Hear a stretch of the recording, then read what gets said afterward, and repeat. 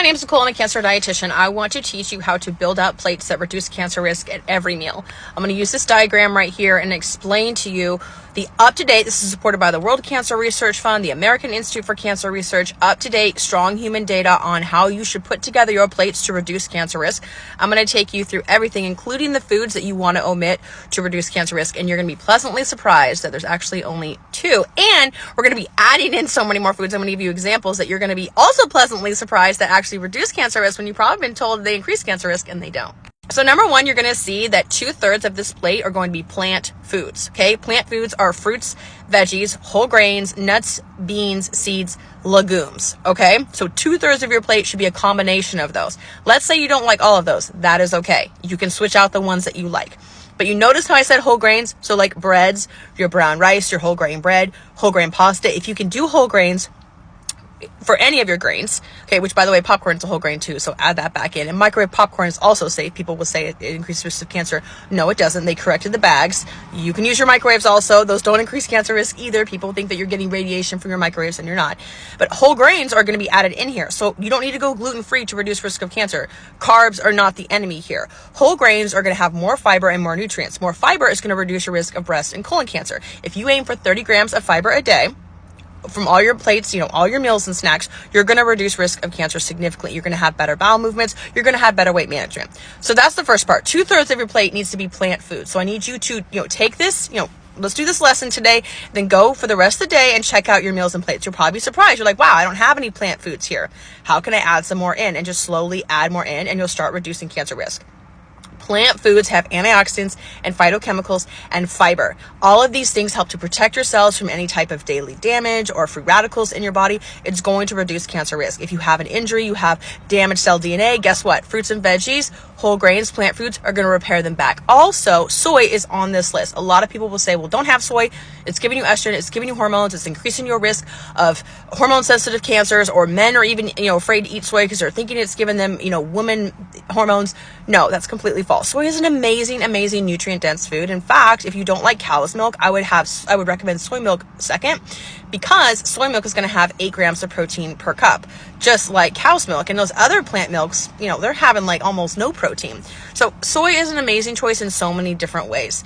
So soy is also in this 2/3 section of the plate. Now we're going to move on to the other 1/3 of the plate. The other 1/3 of your plate is going to be your fats, your proteins, and if you want, you can have dessert in there. Yes, you can have dessert. Sugar does not increase risk of cancer.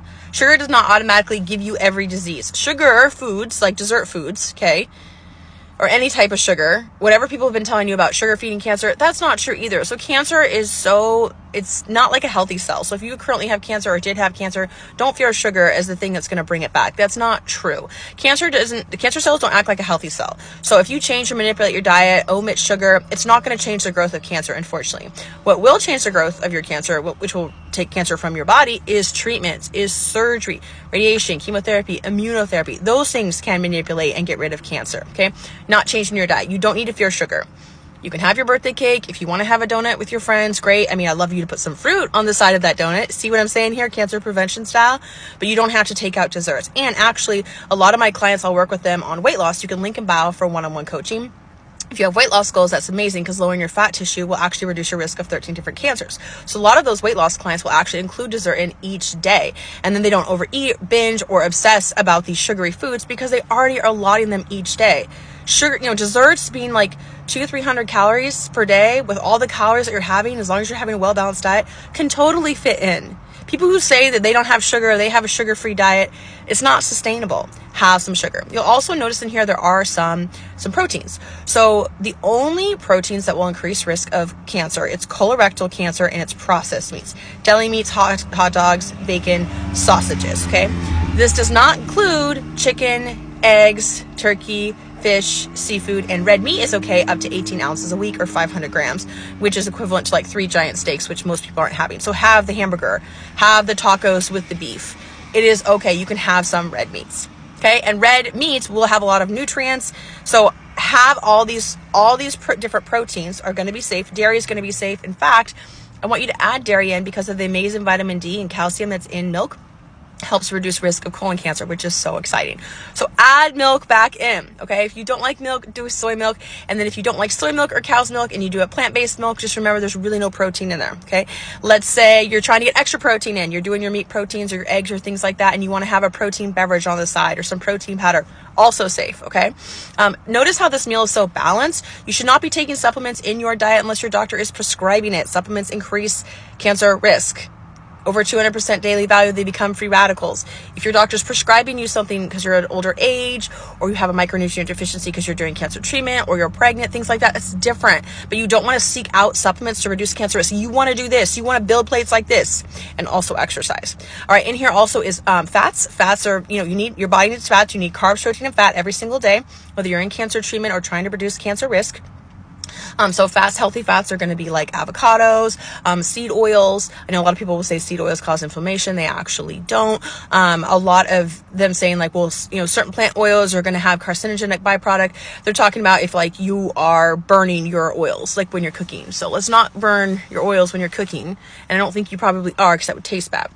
So seed oils, plant oils are going to be a good choice. Olives, nuts and seeds. Those are all really healthy fats that I want you to add in. Okay. You can have some sugar, you can have the dairy, and then beverages on the side. Let's talk about that as the final component of a cancer prevention plate. So you want to omit alcohol. Omitting alcohol is going to be the other second food. I mean, it's not really a food, it's a beverage.